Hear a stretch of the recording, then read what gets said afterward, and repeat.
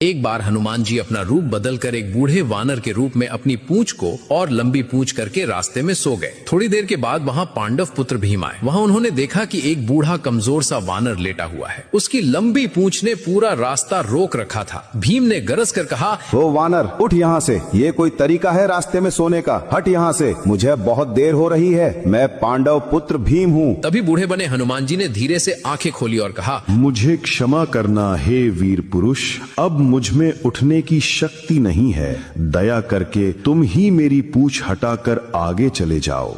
यह सुनकर भीम ने कहा, मैं तो आसानी से पहाड़ तक उठा सकता हूँ, तो फिर तुम्हारी ये पूंछ क्या चीज है? इस पूंछ को हटाने में मुझे क्षण भी नहीं लगेगा। और तभी भीम ने एक हाथ से पूंछ को पकड़ी, लेकिन हिली तक नहीं। फिर अपने दोनों हाथों से पूरी ताकत लगा दी, फिर भी पूंछ हिली तक नहीं। फिर शरीर का पूरा बल लगा दिया, लेकिन पूंछ टस से मस नहीं हुई। उनका चेहरा पसीने से भीग गया और भीम का घमंड पल भर में चूर चूर हो गया। अब भीम समझ गए कि ये कोई साधारण वानर नहीं। वे हाथ जोड़कर बोले, है महाबलशाली, मुझे क्षमा करें। आप कौन हैं? कृपया करके अपना असली रूप दिखाओ। तब हनुमान जी मुस्कुराए और अपने विशाल असली रूप में प्रकट हुए। उन्होंने कहा, मैं तुम्हारा बड़ा भाई हनुमान हूँ। मुझे पहचाना नहीं? हम दोनों ही पवन देव के पुत्र हैं। यह सुनते ही भीम भाव विभोर हो गए और हनुमान जी के चरणों में गिर पड़े। हनुमान जी ने भीम को गले लगाया और समझाया कि अपनी शक्ति और बल का उपयोग केवल धर्म के लिए करो, अहंकार के लिए नहीं। तभी वहाँ हनुमान जी ने गदा दी और कहा, जब भी तुम युद्ध में थक जाओ तब ये गदा का प्रयोग करना। भीम जब वापस लौटे